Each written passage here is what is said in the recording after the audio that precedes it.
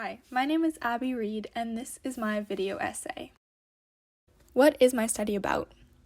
My first thought is that this study is about myself and how media impacts my life, and especially during this tremendously difficult time during a global pandemic. The first photo you see here is of myself on my 18th birthday, right before COVID hit. And then there's a photo of myself and my dog. We are inseparable. And I think that I use social media primarily, having grown up and kind of found myself growing up through social media and on social media. And I use apps such as TikTok and Snapchat to kind of communicate with friends, but it's also a really great environment to learn about the world, to learn about myself, to learn about what's important to me.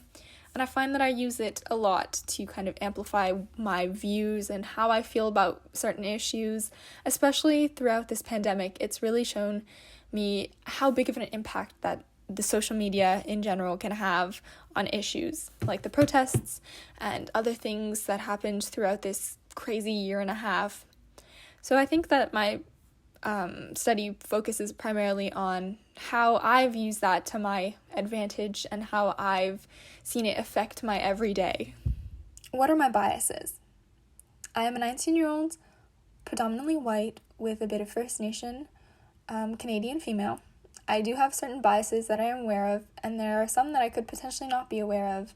I grew up in kind of a middle-class family and was an only child until I was 8 years old.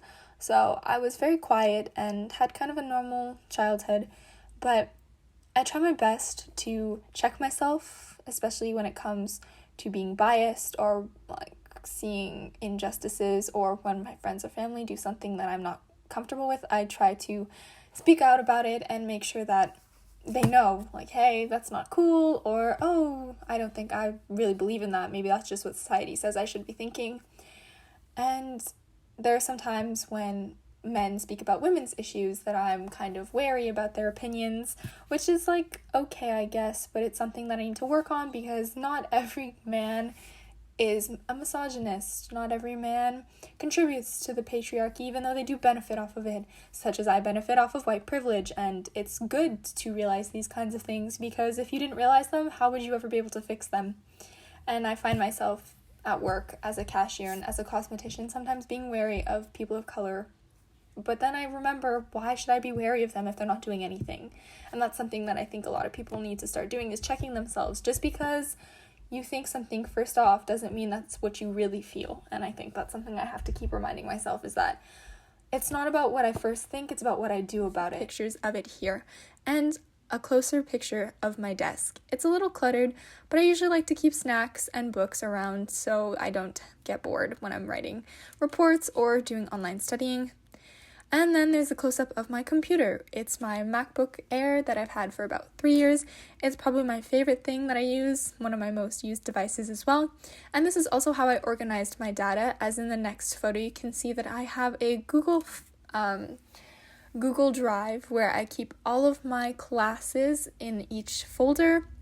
And that's where I kept all of my field reports as well, and I'm the type of person who just likes to write everything out cohesively and then edit it out, so I didn't really have a journal or anything where I put bullet notes. I just kind of wrote out my field reports as they kind of came to me throughout the week. What is the context of my study? To fully answer this question, I must look at the context of my life. I'm an 18-year-old university student. I study biomedical science. I have a few close friends, a younger brother, a dog, and 2 parents. But at this moment, my life is probably the most hectic it has ever been.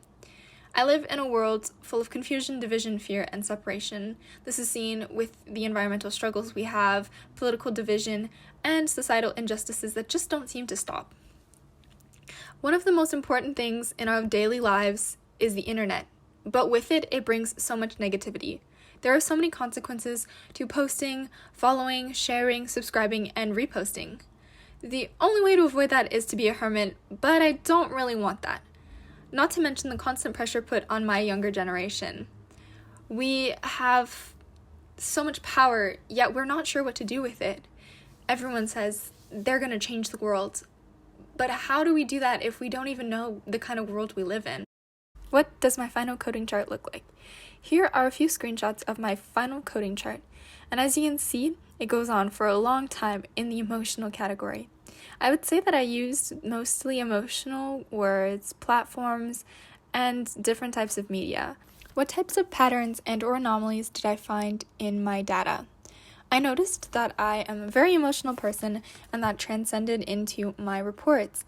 I used probably over 20 different words to describe how I was feeling, and I also am very interested in TikTok. I used that about 13 times, which is one in each report, and I also used the word social media about 29 times, almost 3 times per report, which just goes to show that I really love social media and that I didn't realize it was such a big part of my everyday life. What are the main findings of my analysis? I would say that the main findings of my analysis include that my project reflects many aspects of social media culture, how women in particular view the world, and also what it is like to become an adult in such a tremendous time of uncertainty, aka a global pandemic. I quote TikToks, memes, and other forms of social media culture daily, and I definitely spend a lot more time on these apps and contribute to their growing influence. But throughout the various field reports, I definitely discussed my opinion on how the various forms of media affect women and how I feel about this. I would say that I don't really have much figured out, but that doesn't mean that I'm not willing to try. And I see that I've become a much more open person as these reports progressed. I start to be less worried about how one may perceive me and realize that I do have very distinct opinions on things and that I really wanted to share them and will continue to share them after this class. Thank you.